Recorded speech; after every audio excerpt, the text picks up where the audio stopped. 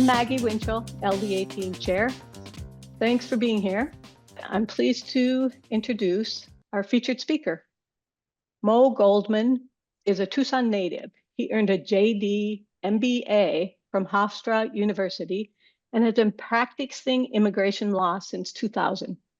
Mo has assisted a wide spectrum of clients and organizations, including large corporations, small businesses, battered and abused spouses and children, research organizations, members of the military, and dreamers. Mo will speak to us about how people in our community are being impacted by the current immigration policy. Having recently withdrawn as a candidate for Arizona, the Arizona 6th Congressional District, CD6, Mo will also share with us things he learned during his candidacy. Mr. Goldman, you've got 15 minutes and the mic is yours. Please unmute. So hi, I'm Mo Goldman, former congressional candidate for Arizona District 6. And I wanted to talk a little bit about the process that went into deciding to drop out of the race, a little bit about why I decided to run, and a little bit about what's happening on the ground in immigration right now. Also, I just wanted to point out that this is not my bedroom. It's my son's bedroom, as you can probably see, but I'm calling it my own now, now that he's out of the house. So let me just start off by saying a little over a year ago, I had an exchange with Carrie Lake. And, she and I had a bit of a chat about the Holocaust and about immigration. And it was very interesting because she thought she had a gotcha moment with me when she asked me, because we were talking about SB 1070 and, how it was not great, the Arizona immigration law for Arizona, or for anybody for that matter in the state. And she then had this question that made me think for a moment, but I think my response was the right one. And the question was whether SB 1070 was equivalent to the Holocaust. And she had asked me that because we were talking about how, immigration these days is so difficult on immigrants, and how laws like SB 1070 marginalizes people even more than they already are. And we were talking about the Holocaust because my grandparents were Holocaust survivors. And I looked at her and thought for a moment, wow, what a kind of crazy question. And it made me think about the fact that while they were different in nature, they both had the same purpose, which was dehumanization. And when I said that to her, which was my response, that they were both to dehumanize others, she didn't have a response. She just sat there and kind of nodded her head with her little coy smile. And what we're seeing today is basically a fast forward into fascism. We are in a high speed train into fascism. And what the hardest thing for me was to decide to drop out of this race because every day I would wake up and I would go to my email and I am balancing a campaign, a congressional campaign, with also still trying to work and trying to help people is not easy. I thought I could do it, and I was proven wrong. I think that if you're going to be campaigning and you are going to be 100% all in on it, you've got to be doing it at least 90 to 100% of your time, the campaigning part of it, which includes call time, which includes going to events.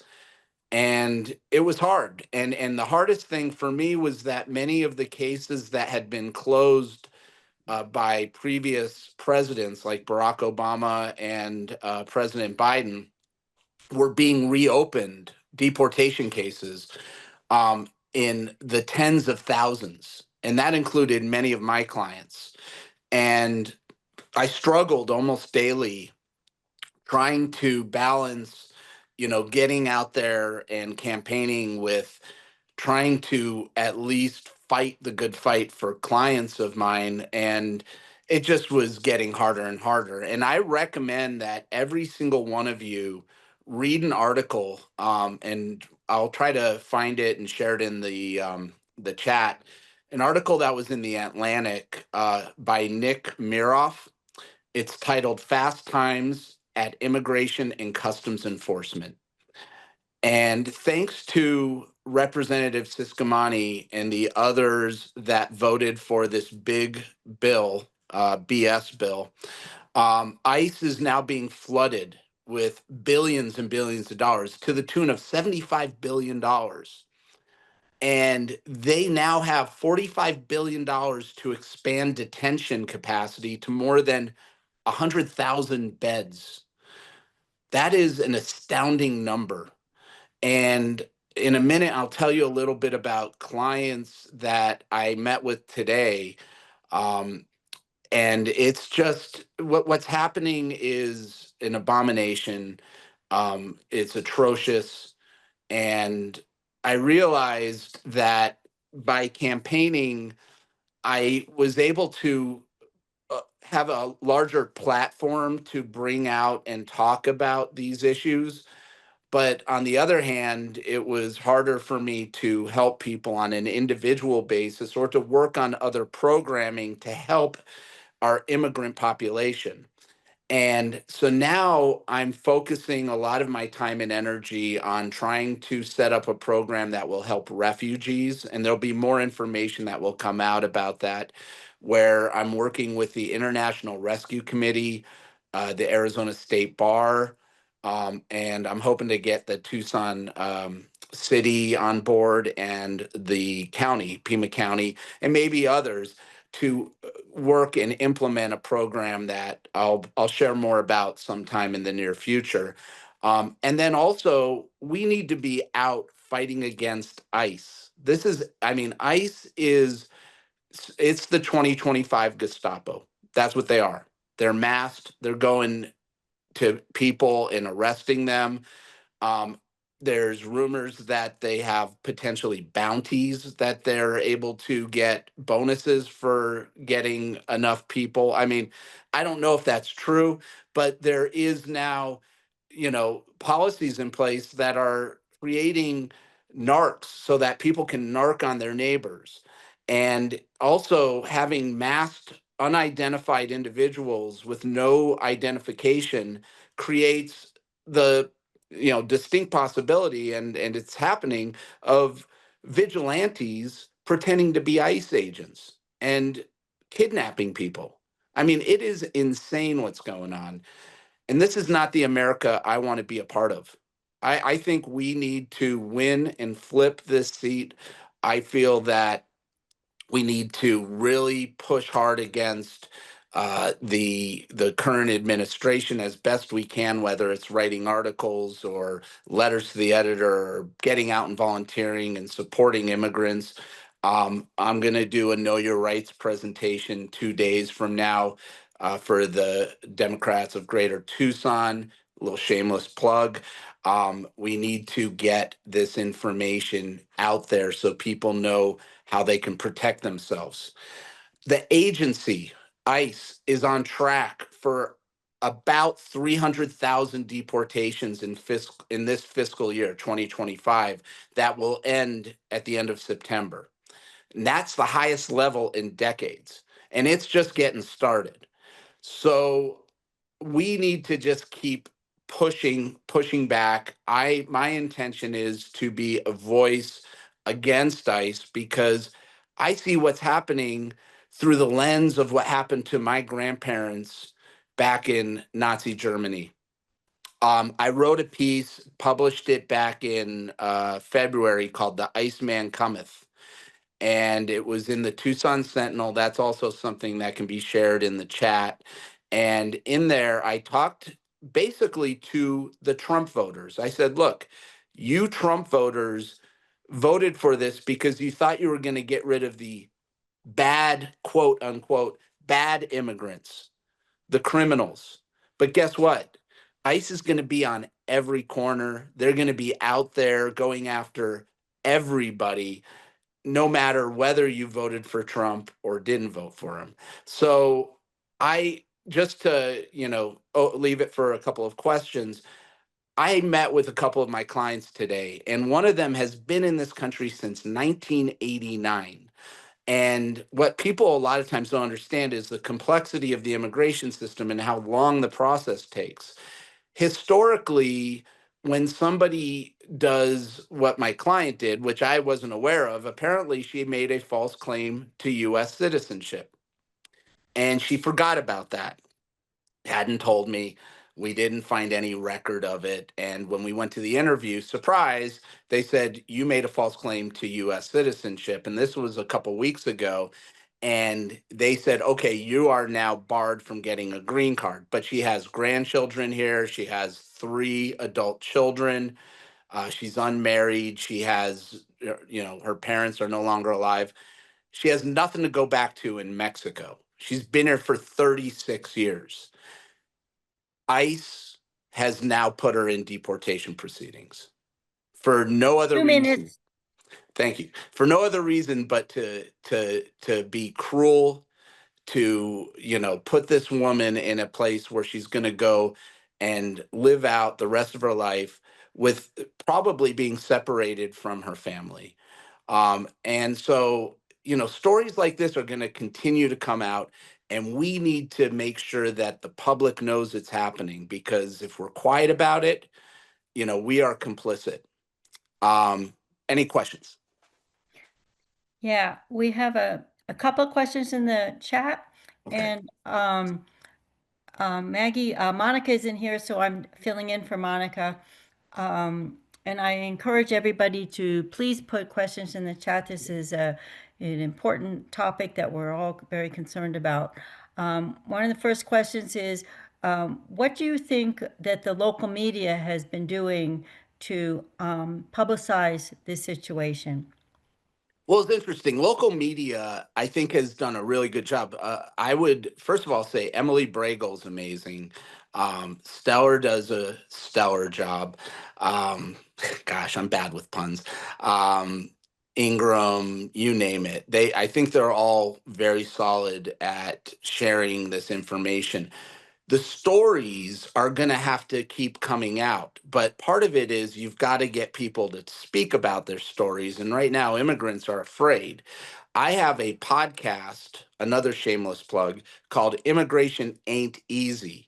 And go to immigrationainteasy.com and you'll find that I'm interviewing a lot of immigrants, of people from different walks of life. I have a new one coming out that highlights an immigrant from Iran who's a researcher at U of A, who's now about to, and he's already experiencing the budget cuts that are going to impact his lab, his research, and also his ability to recruit the best and brightest. So I think that they do a good job. It's just an issue of getting people to actually speak out and share their stories. And I think people will have to do that. It's the only way, it's the path forward. Another question. I'm a progressive Jew. Yes. I refused to take any PAC money when I was running. If I do eventually jump back into politics, I want to avoid being beholden to dark money. It is hard to do that, obviously, but I feel like you need to have your integrity. I've also been outspoken about Israel and what Israel's doing. And to me, it was a shame that people in the Jewish community turn their backs on me because I would dare to speak out about what Israel is doing right now, and that I would say that we should stop funding what's happening, because I don't see any difference between Netanyahu and Trump. I'm sorry, they're both awful. They both are bad for our communities, especially the Jewish community. I think it's bad for the future of Jews, and they've used anti-Semitism and warped it in a way that is not favorable for, in my opinion, the Jewish population. And so, what do we have to do to push back against the destructive right wing lobby? I talked a lot with J Street. I think they've got a really good handle of, of the issues in Israel. I think that, you're up against a heavily funded PAC, and that's hard, and they have a lot of politicians that are taking money from them. And I will also note that my parents were big supporters of Desert Caucus. They gave money to APAC. They would go to Israel almost every summer. So it's not like I don't come from a breeding ground of people who supported Israel. I believe that Israel has a right to exist, but not under conditions where they are going to starve and kill their neighbors. The next question is from Adam Servana. Uh-oh. And he wants to know, what do you think the politics of immigration are in CD6 right now? Do you think Ciscomani will embrace Trump's policies if challenged publicly? I think he's stuck. I think that Ciscomani is in a position where he has to abide by what Trump says and does. Um, Trump has the Republican House in a state of submission. If they speak up or walk against what he does, then he will push somebody to primary them, or he'll lambast them on social media. I don't know what to expect from. I mean, Ciscomani's had the opportunity to co-sponsor, I forget the bill, but there's a bill that was a bipartisan bill introduced to bring about some better policies on immigration, some reforms, and also relief for DACA. You don't see, I mean, he just went on a tour over his break all around. I don't see any photos of him talking to the Dreamer community. I think he needs to be held accountable for his own immigrant story. I've called him out for it. I will continue to call him out for it because I think he's turned his back on his own people, on immigrants. And I don't believe that should be something that he should skate by without being held accountable for. The next question is from Mary Cairns. Mary asks, it sounds like you felt you needed to work at the campaign full time. Doesn't that mean that most people can't run for office if they need to hold a job to support themselves?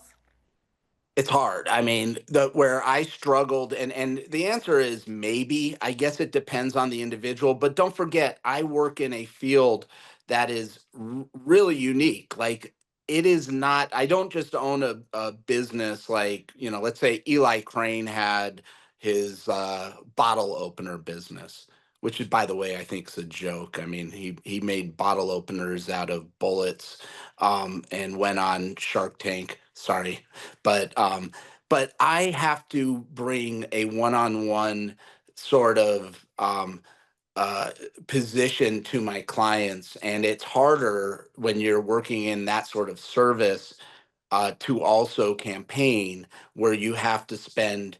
I mean, you're talking 20 to 30 hours a week in call time. So I would finish call time, and then I would be somewhat exhausted and figure out, oh crap, I got to go check my emails. I had my staff helping me on it, but still it was stressful. I mean, and social media doesn't help either, by the way. If you're on social media and you're a lawyer, um people will figure out how to message you and find you. So yeah, I mean, I think that just in my situation, it just was harder for me to do. I mean, maybe in the future I'll be better prepared. In February, when I decided to do this, and mind you, there wasn't a whole lot of pre-planning. I wasn't thinking about doing this for 6 to 12 months. It was like I woke up one day in February. I said, I am running for Congress. But I didn't really think about how hard it might be once I got into like 3 or 4 months and I started seeing, while I was raising a good amount of money, I was worried about the fact that I may not, rise to the levels that need to be raised to be competitive. Yeah, running for office is really difficult in so many ways. So unfortunately, we're out of time. We have one more question, and everybody here has probably read the story in the Daily Star last Sunday, I think it was, about the physical therapist who's been in this country for many years, many decades. And Don Klein asked the questions. Do you have an update on him? He was arrested by ICE. I think he's in Florence. Do you have an update for us about his status? I don't know. Unfortunately, I don't know a whole lot about the background on that. I mean, I know just the surface level, I think, like a lot of folks, but I don't know what's up with that case.